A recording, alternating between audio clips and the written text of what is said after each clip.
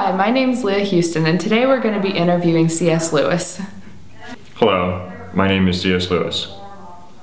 So tell me, Mr. Lewis, what does the C.S. stand for in your name? The C.S. stands for Clive Staples, but I decided it'd be easier as an author to abbreviate it to C.S. But a lot of my friends call me Jack. Jack? How did you get that name? It's an interesting story, actually.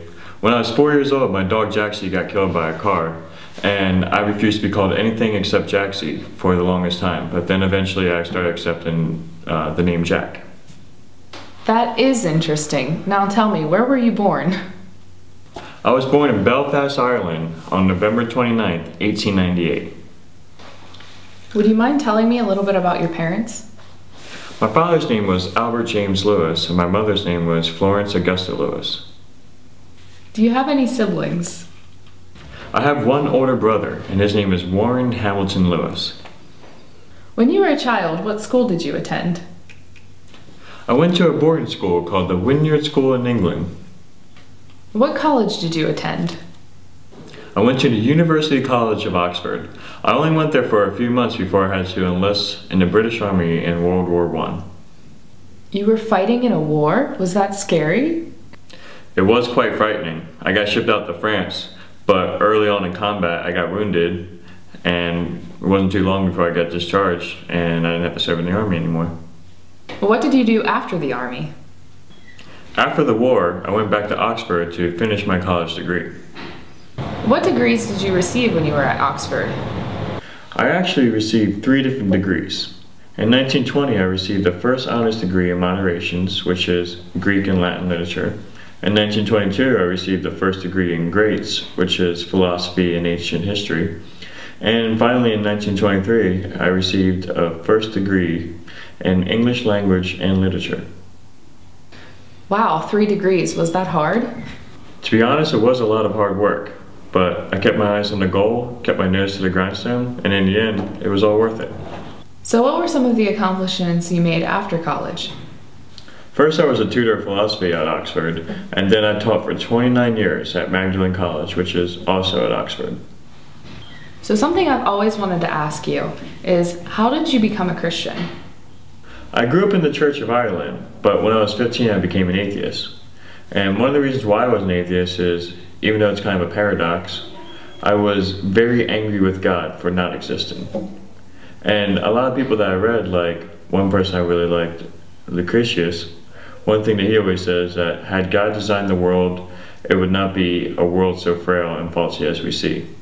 But then I started reading works by George MacDonald, who is a Christian minister, and I feel as though God started opening up my eyes to things I wasn't able to see before.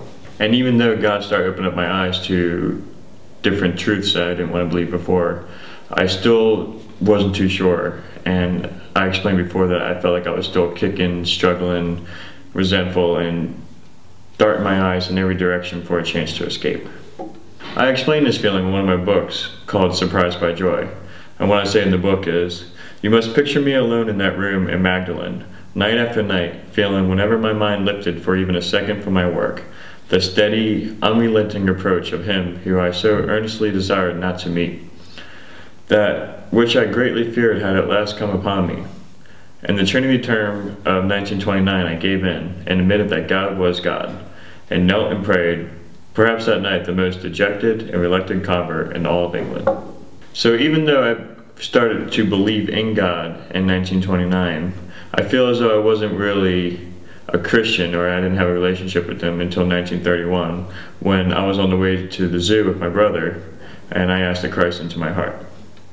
Can you explain to me why the year 1933 was important in your life? 1933 was an important year for me because that's when my friends and I started a group called the Inklings. In this group were some of my best friends such as J.R.R. Tolkien and Hugo Dyson. And what this group was that we met for, twice a week for about 16 years to discuss what works we were working on and different stuff. It led to the books such as Lord of the Rings by Tolkien, or even the Space Trilogy, which was written by me. Speaking of the books you've written, can you tell me a little bit about the Chronicles of Narnia? Well, in 1950 I wrote The Lion, the Witch, and the Wardrobe, and soon after that I wrote a couple more books called The Chronicles of Narnia. And the Chronicles of Narnia were an attempt to bring the lessons of Christianity and the Bible to a young audience while still keeping them entertained by the narrative. What are some of the favorite books you've written? Well, I don't know if I have any favorite books that I've written, but one book that really means a lot to me is A Grief Observed. And I wrote A Grief Observed after my wife passed away, Joy Gresham. And the book focuses on thoughts and questions that I had about my wife passing away. And a lot of it has to do with me questioning God and wondering where God is in all of this.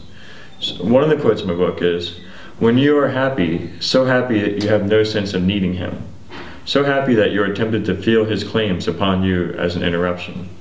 If you remember yourself and turn to Him with gratitude and praise, you will be, or so it feels, welcomed with open arms. But go to Him when your need is desperate, when all other help is vain. And what do you find? A door slammed in your face, and a sound of bolting and double bolting on the inside. After that, silence." So I started thinking, does that mean that God is evil? And through my past experiences in reading the Bible, I know that He obviously is not evil. But I think that I'll never completely know the answer why my wife passed away, but I know that it has drawn me closer to Him. And those are some of the things I talk about in A Grief Observed, and that's why it's one of my, I guess you could say, favorite books. Something that means a lot to me. As this interview comes to an end, are there any quotes you would like to leave us with?